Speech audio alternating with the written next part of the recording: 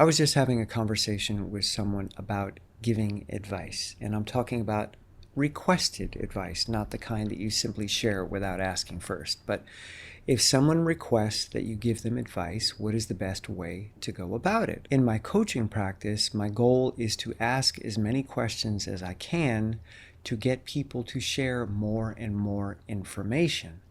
Not necessarily so that I can give them advice on that information, but so that they can see a much larger context in relation to the issue at hand. Most people don't think widely about things, and it's not because they're not smart, it's simply because our brains are built to narrow in on things that are stressful. When do we ask advice? When we're under stress, when we need help, when we are looking in a limited frame of reference.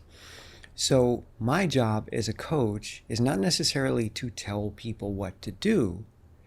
It's first and foremost to get a huge picture that we can both look at.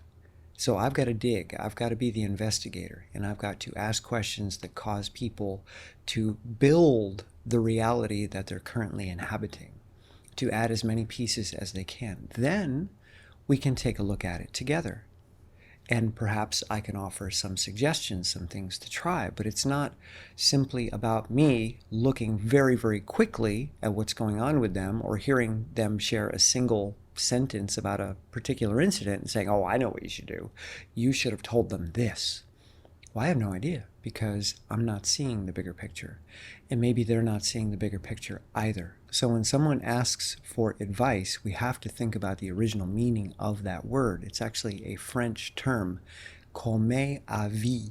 To me it seems, or to me it appears, or this is what I see from my view, but I don't know what I'm looking at yet. So I don't have a view until you paint a much bigger, more richly detailed image.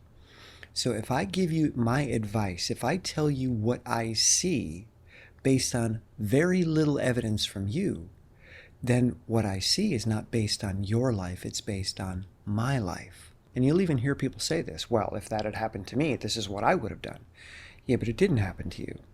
So let's find out what happened to this person and let's help them create a much larger map of their experience and the dynamics of what took place. Then we can take a look together and we can say, well, to me and to you, to both of us in this situation, let's build a possible course of action so that we can both see, because 4 eyes are better than 2.